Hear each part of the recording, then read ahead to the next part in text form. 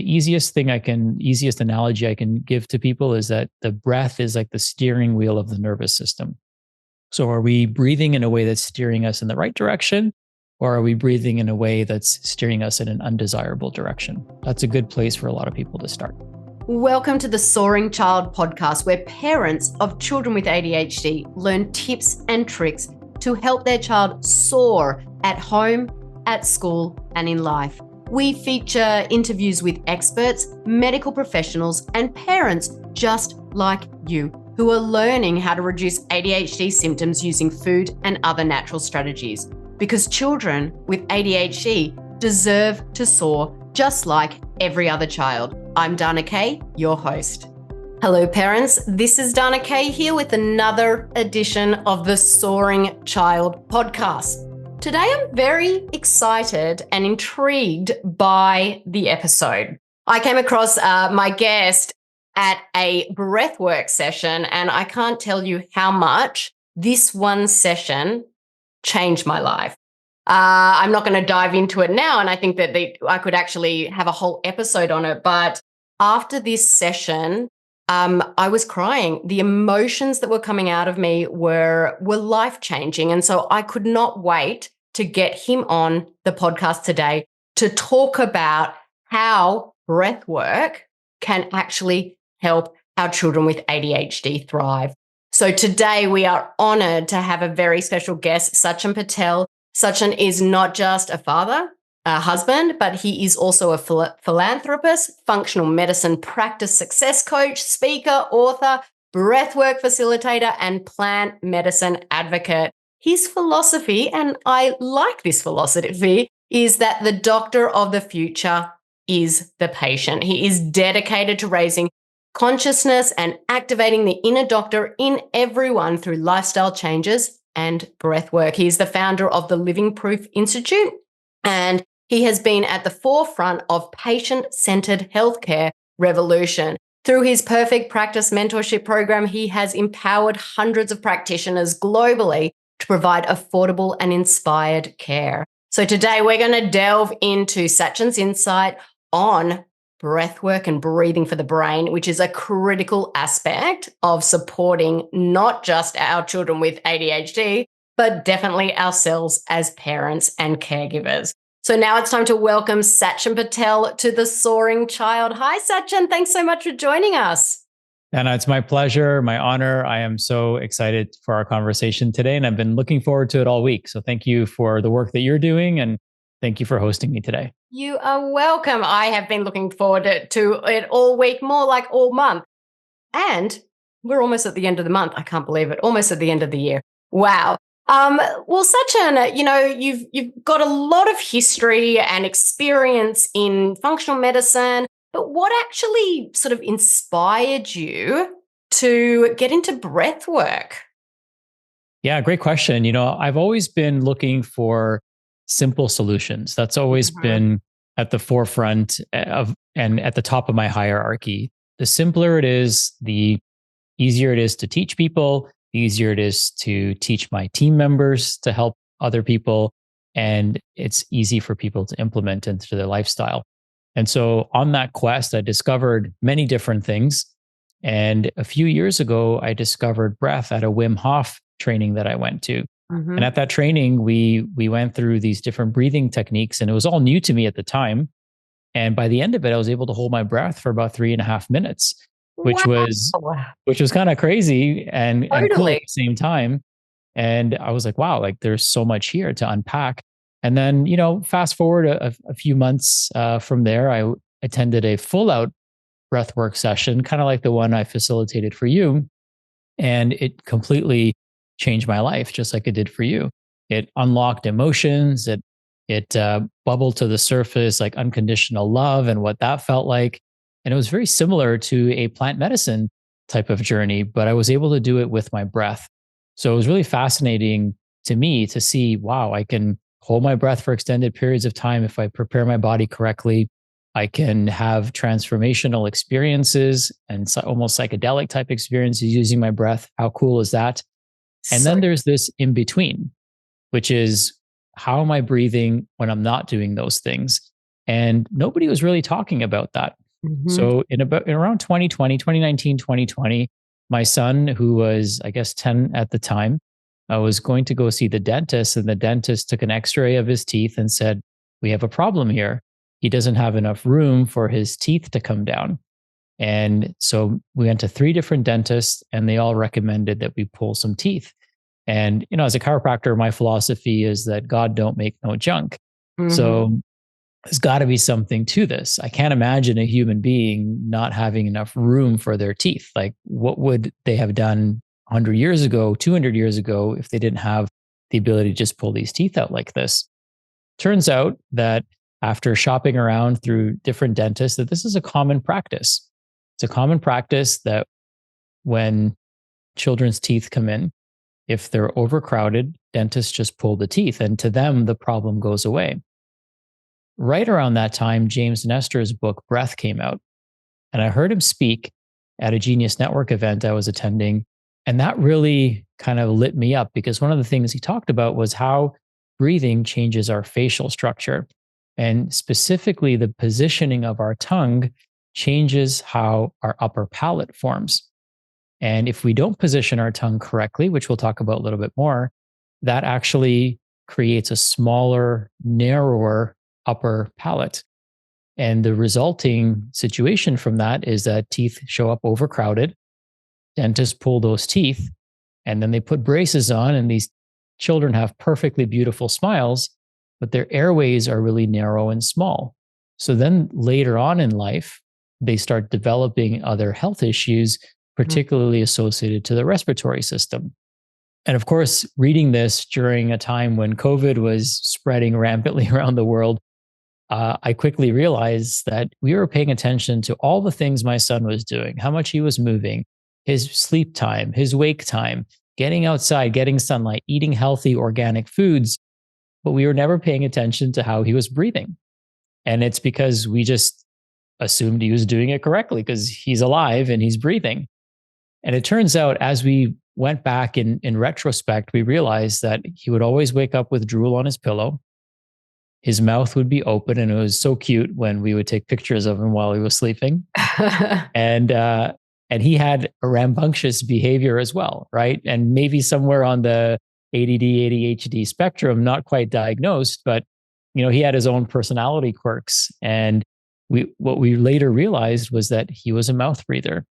And that mouth breathing is what resulted in the malformation of his facial structure, his hard palate, perhaps was resulting in his behavior in school, right? Not causing trouble, but being disruptive, right? Which then obviously is not a good situation. So we started following the principles and practices. We fired all of the dentists that we never hired them, but we found a dentist who focuses on airway dentistry. And so for all the parents that are listening to this, airway dentistry, especially if your children are younger, you want to see a dentist that specializes in the airway, because what they look at is they don't just look at the teeth from a cosmetic perspective, they look at the entire face. And when we change the way somebody breathes, we change their entire health. The breath it's very elusive because it's invisible, right? It's something that's easy to overlook. However, it's one of the just most do it naturally. No, right. You don't even think about it. It just happens. Yeah. And nobody's taught us how to do it, right? Like I was like 40 when I learned how to breathe correctly, and I'm 46 now. So it's been 40 years into my life. Fortunately, I was a nasal breather. Just naturally, I was a nasal breather versus being a mouth breather. But so many people these days are mouth breathers, and we can be occasional mouth breathers, right? If we're exerting ourselves, we might breathe through our mouth. But what I've discovered is that the average person is unconscious about how they breathe. And it's something that we do 23,000 times a day, whether we like it or not. And air, believe it or not, is the thing that we consume the most. The average person, the average adult, consumes about 30 pounds of air a day. So it's the thing we interact with the most in our outside world. We only drink a couple of pounds of water a day. We only eat a couple of pounds of food a day, not even in most cases, but we consume 30 pounds of air. So it's constantly informing our nervous system. It's constantly informing our metabolic system. It's constantly informing our lymphatic system and our cardiorespiratory system.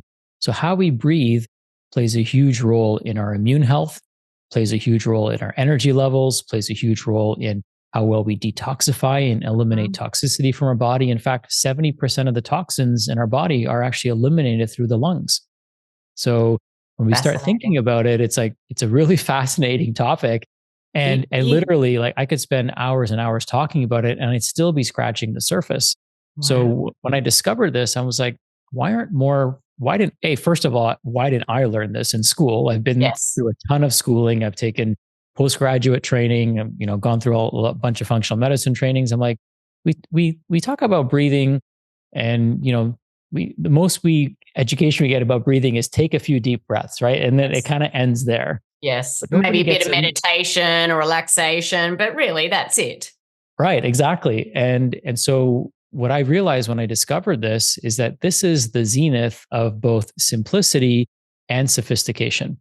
Mm-hmm. So because of the various different breathing techniques that we could teach, the nostril that you breathe out of, the cadence at which you breathe, how long you exhale and inhale the air, all of these things can be controlled and regulated. So it is a very sophisticated, instrument of healing.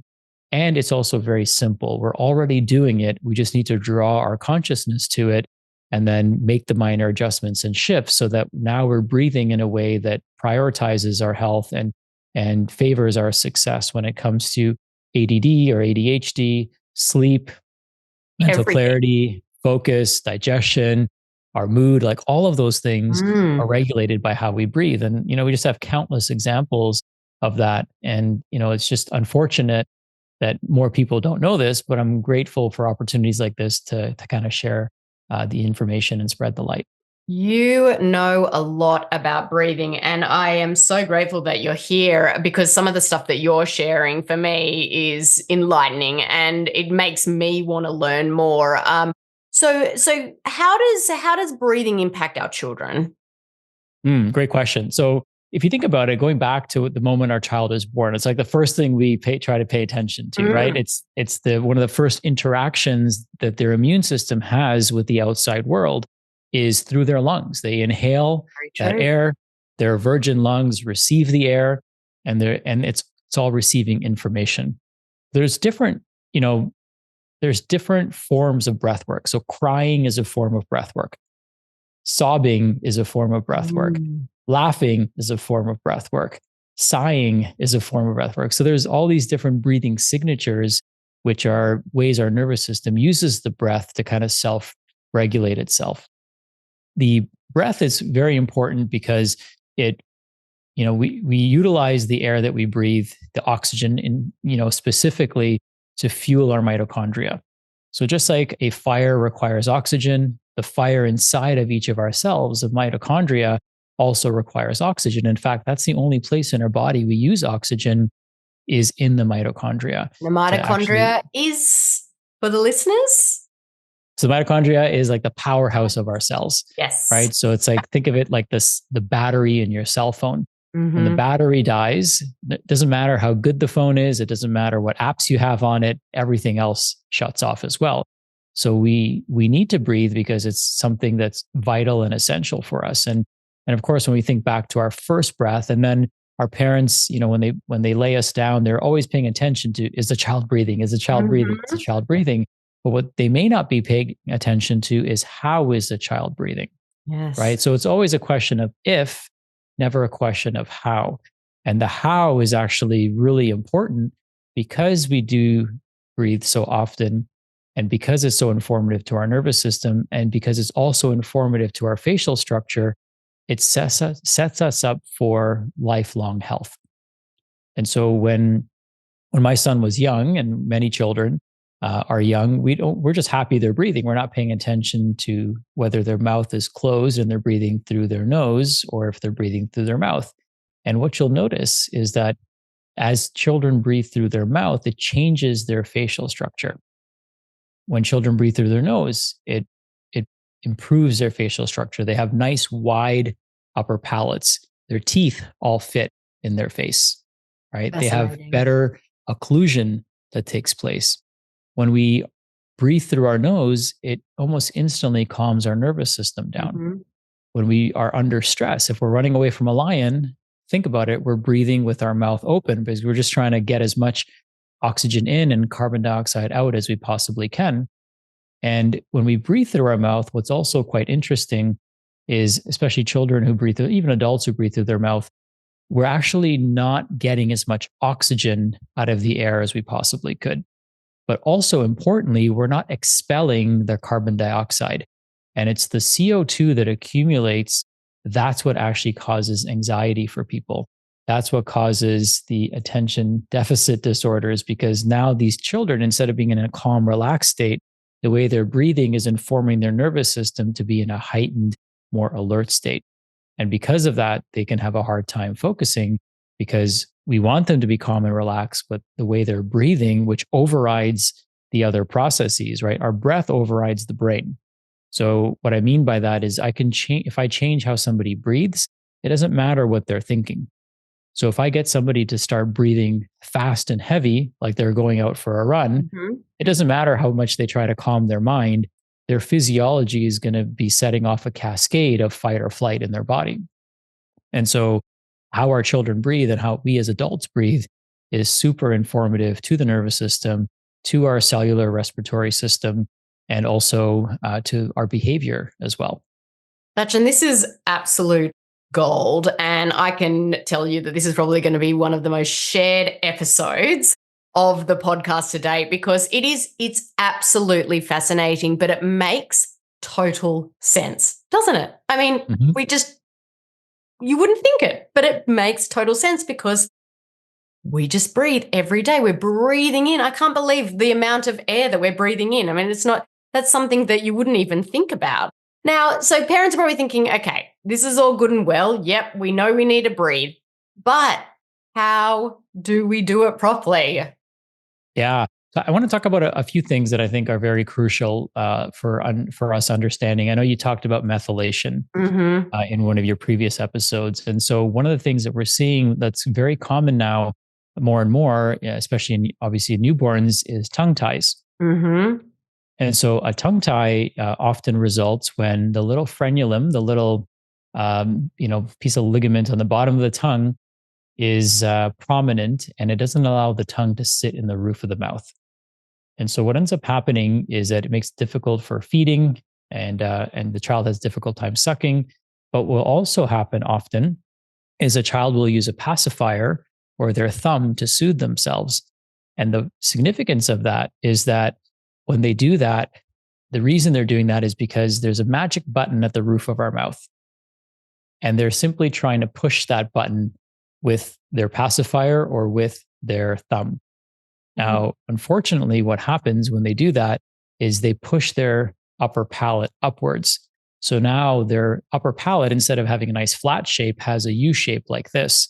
But that volume now results in lower volume in the nasal cavity. So they end up with smaller sinuses, which makes it even more challenging for them to breathe through their nose. So if your child uses a pacifier or sucks on their thumb, do them and do yourself a huge favor and make sure that you do whatever it takes to get that tongue tie addressed, if that's the case, or to make sure they don't suck their thumb, because it will completely change their facial structure. Now, what happens when children have smaller sinuses, it feels very difficult for them to breathe through the nose because the nose already pressurizes the air. The nose slows down the air that's going into our body. So I'll compare and contrast breathing through the nose and the mouth. So the nose was specifically designed for us to intake air. It's aligned with cilia, which filters the air. We have little hairs in our nose that filter the air mechanically. We also have a mucous membrane in the nose that's erectile, which means that it will expand and contract. So that's kind of interesting. But it's also an organ that produces nitric oxide. And nitric oxide is vital because it does a few things. One is it helps dilate blood vessels, more important in adults, but it also acts as our initial defense system against pathogens. So nitric oxide actually kills viruses and bacteria on contact, which means that when we breathe through our nose, we're killing those pathogens that would normally be entering into our lungs. So that's another important thing. When we breathe through our nose, we pressurize the air. So we actually get 20% more oxygen out of each breath that we take when we breathe through our nose.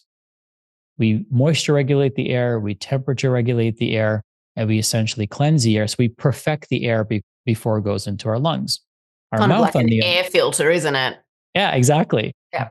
Our mouth, on the other hand, is the dirtiest part of our body. So it doesn't pressurize the air, so we can't take deep breaths. In fact, it just packs the CO2 back down instead of releasing it properly. And our mouth is filled with bacteria that don't belong in our lungs. So every time we breathe in through our mouth, if we do that excessively, then we're breathing in all that bacteria. Now our immune system is it's in a heightened state. Oftentimes, children who are mouth breathers will develop adenoids and tonsils. And so they'll go to the doctor and the doctor will say, well, he or she has tonsils. We got to pull the tonsils out. But that doesn't actually change the way they breathe. In fact, the way they breathe stays the same because nobody's done anything to fix it. The tonsil enlargement is actually caused by the dysfunctional breathing. And so oftentimes that aspect of it gets overlooked. So we want to always pay attention to how our children are breathing when they're doing their work, especially when they're sleeping, because they don't know how they're breathing when they're sleeping. And when they're playing video games or on the computer, just pay attention to them. Even when you're out going for a walk, my wife and I, we challenged ourselves. I was going to go actually give a keynote on breathing. And I said, let's just count how many people as adults breathe through their mouth when they're walking the city streets, right? Dirty air, right? Car pollution, like all kinds of stuff. And literally, there was only one person who was just going for a walk, walking from point A to point B, who's breathing through their nose. Wow. Everyone else is breathing through their mouth. Now, when they sit down at their desk, they're probably nose breathers, but when they're engaged in activity, they immediately go to mouth breathing, even though it's unnecessary. So pay attention to how your kids are breathing when they're active and also when they're inactive or they're sedentary, because again, this is all information that's going to our nervous system. The easiest analogy I can give to people is that the breath is like the steering wheel of the nervous system. So are we breathing in a way that's steering us in the right direction, or are we breathing in a way that's steering us in an undesirable direction? That's a good place for a lot of people to start.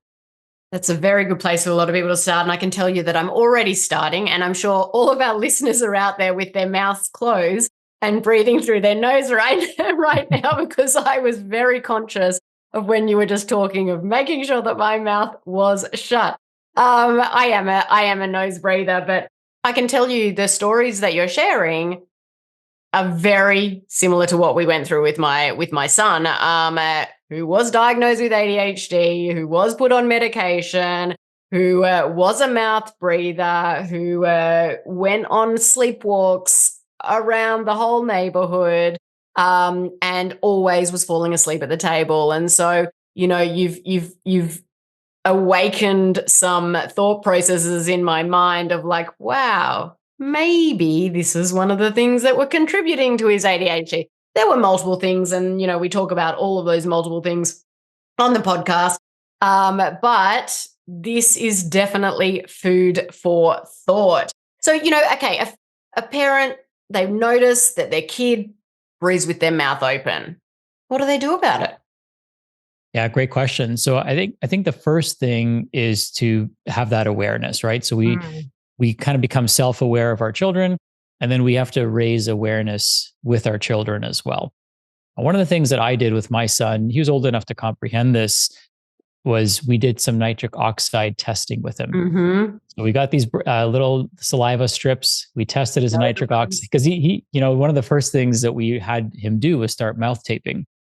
And mouth taping, it sounds more intense than it actually is. It's actually a really simple thing. But he was a little reluctant at first. He's like, why do I have to do this? This is like so weird, even though my wife and I were doing it. And so we tested him. We said, well, let's test your nitric oxide levels when you don't mouth tape.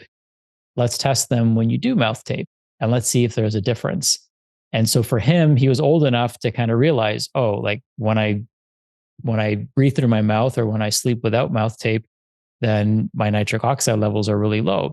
And because he's an athlete, he loves playing sports, I explained to him in his terms what nitric oxide means to his body, and how if he wants to run circles around his friends, one of the most important things that he can do is learn how to breathe correctly And that'll be his unfair advantage because he's not particularly tall or muscular, but he can run circles around people because he knows how to breathe. Most people don't. Most people are gassed and he's still going because of that.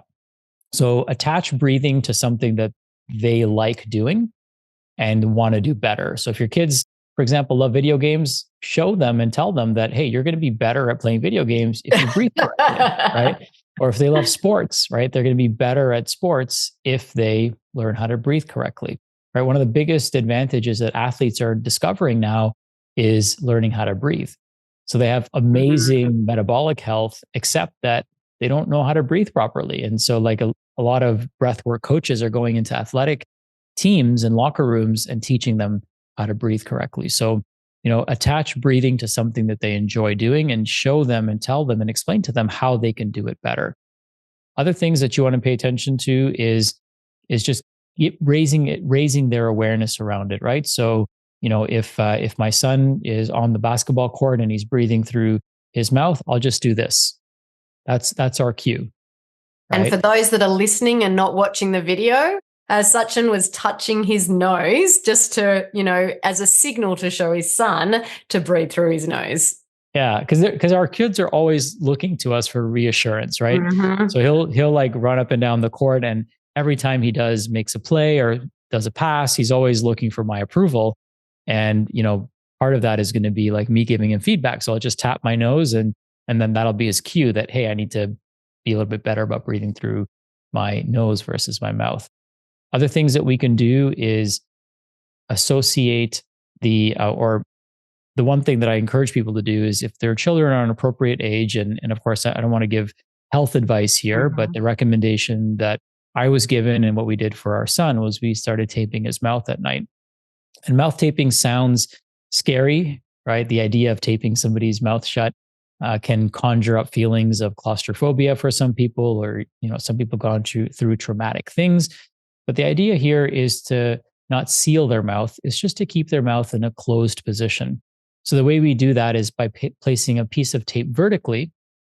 Okay, so just up and down.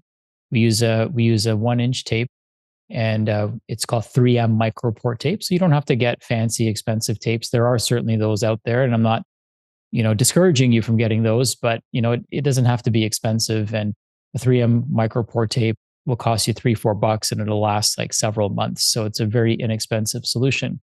If you don't like the idea of taping your child's mouth in that position, again, when they tape their mouth, they can still talk and they can still breathe through their mouth. So it's just the center of the mouth, horizontally between top and bottom lips.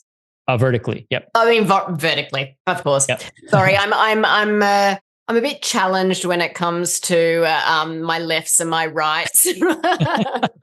My husband always says when we're driving, he's like, "Is that the real left or your left?" Well, you had it right. You had it. Yes, I had it right. Who are listening, you had it right. I just wanted to make sure that yes, vertically. So vertically, we're going to place it vertically, and then what I also like to encourage people to do is if the mouth taping is uncomfortable or the thought of it is not favorable, you can also get chin straps. So you can buy chin straps for adults and for children. And the idea here is just to keep the mouth and chin or the mouth in a closed position. So the tongue sits at the roof of the mouth and it allows us to breathe through our nose. Now, some people are going to have stuffy noses, especially if they're habitual mouth breathers. So the interesting thing about the nose is that if we don't use it, we lose it. So in people who've had tracheotomies, for example, and now they're breathing through basically a hole in their neck, what they discovered is their nose completely seals up. Interesting. Because if we're not moving air through it, right, and there's stagnation there, it just creates more likelihood of infection and other challenges. So the body's smart. It just says, hey, you're not using this thing. I'm going to seal it up. So the more we breathe through our nose, over time, the more it actually opens up. And so it might feel a little bit weird in the beginning, especially for your children, especially because when we breathe through our nose, it slows the air down. So it's going to feel like they're getting less, even though paradoxically they're getting more oxygen. It's going to feel like they're getting less air. So prepare them for that, because they're going to feel that resistance. Another thing that some children might benefit from are nasal strips. So depending on how old your child is, my son is 13, as I mentioned, he wears nasal strips. And that's to kind of open up the nostrils, making it easier to breathe. And then we also use something called Nasya oil. So Nasya oil is an Ayurvedic formula, and a couple of drops in each nostril opens up the sinuses, opens up or lubricates the breathing airways, and it's great for mental clarity as well. So it's a great tool for entrepreneurs to use like us, but also a great tool for children as well. So just a couple of drops with their head tilted backwards is going to be greatly beneficial.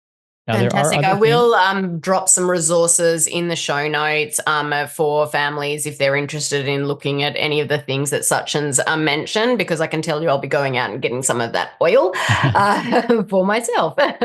Yeah, so it's Nasya, and it's made by a company called Banyan Botanical. Mm-hmm. Again, very inexpensive. It's like $12 for a bottle of it, and it'll last you, quite some time. You just need a couple of drops in each nose. The other thing that I wanted to mention is that sometimes children may have congestion in their nose, and even adults may have congestion in their nose. So there's actually nose clearing exercises that you can do, and then within a few minutes, your nose actually opens up. So I can show you how to do that and talk you through it. It's really simple. You'll just take a few normal breaths, and when we breathe out, so the inhalation is active, the exhalation is passive. Okay. And so what we'll do is we'll take just a couple of breaths in and out through the nose. One more, in and out through the nose. And on the exhale this time, what you're going to do is you're just going to put yourself in a relaxed exhale, which means you're not going to force the exhale. You're just going to let your diaphragm kind of float. And once you're in that neutral position, you're going to plug your nose. And when you plug your nose, you're going to move your head around. So you're just going to move your head around like this, obviously not talking, stay nice and quiet. And then when you feel a moderate urge to breathe again, you'll breathe again, take a few deep breaths, and then you'll repeat that until your nose clears. And it works like magic. So usually within a minute or two, people's noses start clearing up and they can start breathing again. And then, of course, if somebody has challenges breathing their nose due to congestion, then eliminating problematic foods like mucogenic foods like dairy can also be beneficial. And, just like you would, at least I recommend this, I'm sure you do too, having a good air purifier in the room is also good because, on average, we consume 30 pounds of air a day, 10 pounds of it is while we're sleeping, statistically at least. And we want to breathe in nice, clean, fresh air that doesn't have all this particulate and gunk in it. So having a nice air purifier in the room is also something else that can be helpful for children. 100%. These tips have been amazing, Sachin. I mean, I could go on and I could talk about this all day. This has just like opened a whole new world for me. I know you briefly touched on it, and this episode might go a little bit longer than normal, if that's okay. But I know you briefly touched on, why breath's so important for health and for the body. But can you discuss the relationship between breath work and mood and behavior? Because I think that would be really important to understand for our listeners. Yeah, absolutely. So, the breath is the steering wheel of the nervous system. And so generally speaking, when we want our children or even ourselves to feel calm and at peace and relaxed, our breath, there's a corresponding breath for that. If I was running away from a lion, there'd be a corresponding breath for that. And so just like anything, we want our nervous system to match our desired state. And our nervous system is steered by our breath. So if I want somebody to be in a relaxed state where they can be present, they can be focused, and have better productivity, then I want to have a matching breath that goes with that. So one of the ways that we encourage adults to breathe, and the same pattern is going to hold true for children, but they might have to adjust the length, is by gently placing their tongue at the roof of their mouth and then breathing in for 6 seconds or a count of 6 and breathing out for a count of 6. So it's going to feel like a long, slow breath. For children, you might adjust it to 3 seconds or 4 seconds, depending on the age of the child. But that's going to really slow them down. It's going to put them into a state of coherence. And as you and I both know, and maybe our listeners know, when we're in a state of coherence, our heart and our brain are very much connected to one another. Okay. So our nervous system is now being given the input signal that we're calm, we're relaxed, we can be creative, right? We can be expansive in our thinking, and we can be focused and present. On the opposite end of that spectrum would be breathing through our mouth with our tongue hanging out of the roof, hanging out of our mouth, essentially, taking short, shallow breaths. Mm-hmm. Those short, shallow breaths actually make our cardiovascular system work harder than it needs to. It also signals to our body that we're in a state of fight or flight.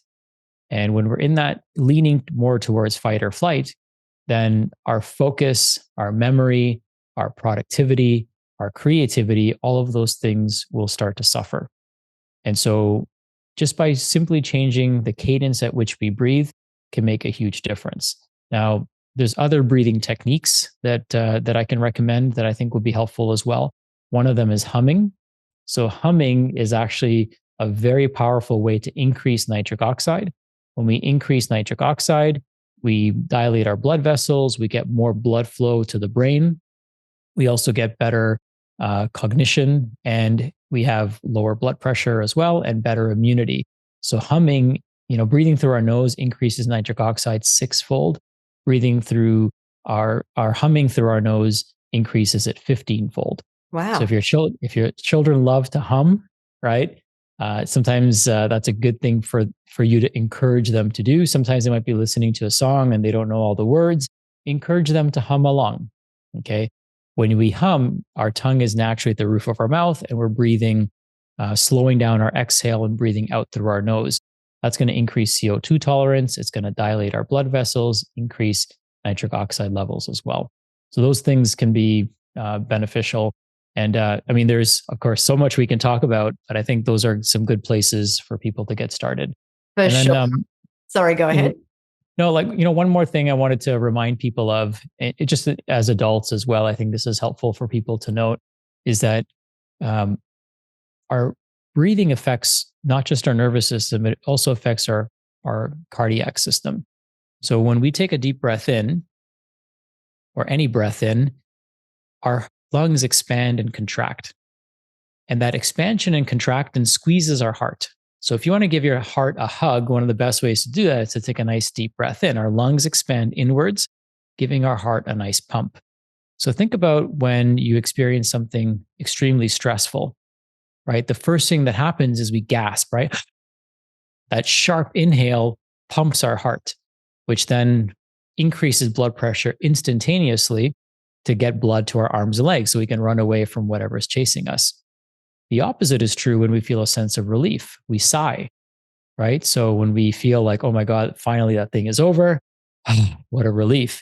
You can actually exaggerate the sigh. We call it a physiologic sigh. And this will instantaneously calm your nervous system down. And the way we do that is by taking a 3-stage breath. So we breathe into our bellies, into our lungs, and then into our neck. So we hold at the top and then release with an audible sigh through the mouth. So doing that 3 to 4 times, maybe 5 to 6 times, depending on the day you've had, will almost instantly calm your nervous system down. So there's so many clues that, our body leaves us, right? There's so many things that it does that we could tap into and pay attention to. So sighing, that physiologic sigh followed by a 3-step breath, is a really powerful way for us to alleviate stress. The other thing to keep in mind is that breathing also plays a role in our lymphatic system. So that some of the biggest lymph nodes in our body are underneath our diaphragm. So every time our diaphragm moves up and down, it actually is pumping the lymph out of our trunk organs. In our periphery, in our arms and legs, our lymphatic system is woven into our muscles, whereas our organs don't have that. What they rely on is the abdominal wall and the diaphragm moving up and down appropriately with each breath we take. So children or adults who have short, shallow breathing, their body's in a fight or flight state. Their lymphatic system is not getting pumped properly. They're probably not making nitric oxide, so they're losing the cognitive and cardiovascular benefits of that. And their heart has to work a lot harder because the lungs and the diaphragm aren't adequately, moving it. There's the diaphragm is referred to as the second heart. So its job, 40% of our blood pressure actually comes from our diaphragm moving up and down rhythmically, which each breath we take. So if an adult is struggling with hypertension, of course, the kind of mainstream approach and even the functional medicine approach might be to give them supplements, but I focus on the mechanical aspects of their breath because 40% of their blood pressure actually comes and is determined by how well they actually breathe. Fascinating. Oh my God, Sachin, this has been a wealth of knowledge. And I am sure all of our listeners is going to take away so much from today's episode. I think that's a great place to finish up. But as I said, I could talk to you all day long, but I want to thank you for just joining me today, for sharing your knowledge, your experience with all our listeners, like your expertise, your guidance, have undoubtedly shed light on how breath work can just be transformative for our kids and for their parents and for pretty much the whole world. Please tell listeners where they can find and follow you online. Yeah, sure. I mean, you can find me on Facebook. That's where I'm raw, unadulterated, unfiltered on my personal Facebook page. And then I've also created a tool for anyone who wants to go deeper into this breathwork rabbit hole. And it's simple. It's Breathwork with Sachin. And in there, I share, retreat notes from my retreat with James Nestor. I share a stop snoring guide for both adults and children. I'll be getting that one for my husband. I share some keynotes that I've done, and I also offer the slides to people who want them. So, it's all in there. It's all free. They say the best things in life are free, and that's my free gift to the world. Oh, that's amazing. Well, thank you so much. We will share those links in the show notes below, but thank you once again for joining me today. Now, listeners, you know that your support means everything to us. If you found today's episode helpful, which I am sure you did, please share it with others that might benefit. Making and sharing it with others just makes that significant difference to so many families out there that are struggling with kids with ADHD, that are looking for those natural and strategies to support them. And lastly, if you could take a moment, just leave us a review on the podcast. We'd be so, so grateful. Your feedback not only helps us improve, but also enables us to reach and empower more families and give them hope and encouragement. Listeners, thank you for tuning into this week's episode of The Soaring Child. I'm Dana Kay, your ADHD health practitioner. Keep on thriving. Thank you for listening to the Soaring Child podcast today. To learn more about how to help your child with ADHD soar using natural strategies, visit our website at ADHDthriveinstitute.com and follow us on social media at ADHD Thrive Institute.